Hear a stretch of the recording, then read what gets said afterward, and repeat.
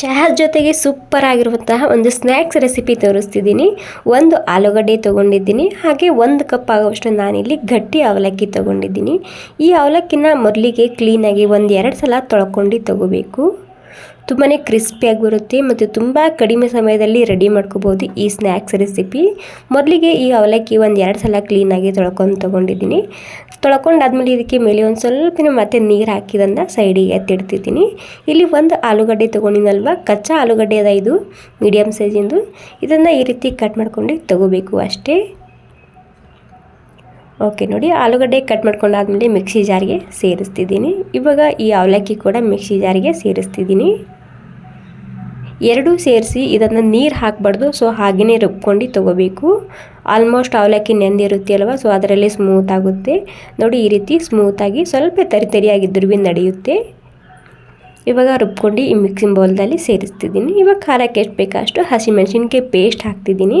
Cut ಮಾಡ್ಕೊಂಡು ಕೂಡ ಹಾಕೋಬೋದು. ಇದಕ್ಕೆ 1 ಚಮಚ ಜೀರಿಗೆ, ಹಾಗೆ ಫ್ಲೇವರಿಗೋಸ್ಕರ ಸ್ವಲ್ಪನೇ ಹಸಿ ಶುಂಠಿ ಈ ರೀತಿ ತುರ್ಕೊಂಡು ಸೇರಿಸ್ತಿದ್ದೀನಿ. ಮತ್ತು ಕೊತ್ತಂಬರಿ ಸೊಪ್ಪು ಹಾಕ್ತಿದ್ದೀನಿ. ಮತ್ತು ರುಚಿಗೆ ಬೇಕಾದಷ್ಟು ಉಪ್ಪು ಹಾಕ್ತಿದ್ದೀನಿ. ಮತ್ತು ಬೈಂಡಿಂಗೋಸ್ಕರ ನಾನಿಲ್ಲಿ 4 ಚಮಚ ಗೋಧಿ ಹಿಟ್ಟು ಹಾಕ್ತಿದ್ದೀನಿ. ಮೈದಾ ಹಿಟ್ಟಿದ್ದರೆ ಅದು ಕೂಡ ಹಾಕೋಬೋದು, ಅಥವಾ ಅಕ್ಕಿ ಹಿಟ್ಟಿದ್ದರೆ ಅದು ಕೂಡ ಹಾಕೋಬೋದು. ನಾನಿಲ್ಲಿ ಗೋಧಿ ಹಿಟ್ಟು ಹಾಕ್ತಿದ್ದೀನಿ 4 ಚಮಚ ಆಗುವಷ್ಟು. ಏನಿಲ್ಲ, ಎಲ್ಲನೂ ಸೇರಿಸಿ ಈ ರೀತಿ ಹಾಗೆಯೇ ನೀರು ಹಾಕಬಾರ್ದು ಇದಕ್ಕೆ, ಸೊ ಅದರಲ್ಲೇ ಸಾಕಾಗುತ್ತೆ. ಎಲ್ಲನೂ ಸೇರಿಸಿ 5 ನಿಮಿಷ ಇದನ್ನು ಈ ರೀತಿ ಬೀಟ್ ಮಾಡ್ಕೋಬೇಕು. ಬೀಟ್ ಮಾಡ್ಕೋದ್ರಿಂದ ಇಲ್ಲಿ ಹಿಟ್ಟು ಹಗುರಾಗುತ್ತೆ. ಮತ್ತು ಇದಕ್ಕೆ ನೀವು ಈನೋ ಸೋಡಾ ಏನೂ ಹಾಕೋದು ಬೇಕಾಗಿಲ್ಲ, ಹಾಗೆ ಮಾಡ್ಕೋಬೋದು. ತುಂಬ ಗರಿಗರಿಯಾಗಿ ಬರುತ್ತೆ.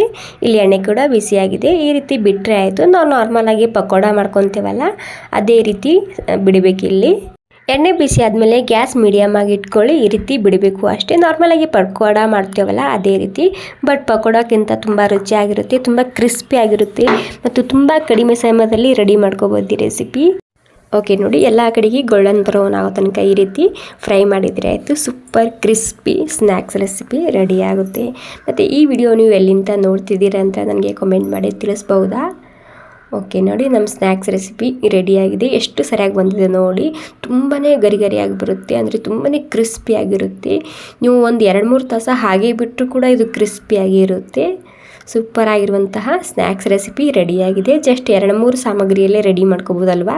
ಸೊ ಆಲ್ಮೋಸ್ಟ್ ಎಲ್ಲ ಮನೆಯಲ್ಲೇ ಇದ್ದೇ ಇರುತ್ತೆ ಇದರಲ್ಲಿ. ನೋಡಿ ಎಷ್ಟು ಕ್ರಿಸ್ಪಿಯಾಗಿ ಬಂದಿದೆ, ತಿನ್ನೋಕೆ ತುಂಬ ರುಚಿಯಾಗಿತ್ತು. Okay, thank you. ಇಷ್ಟ ಆಗಿದ್ರೆ ಒಂದು ಲೈಕ್ ಮಾಡಿ. ಥ್ಯಾಂಕ್ ಯು ಸೊ ಮಚ್ ಎಲ್ರಿಗೂ.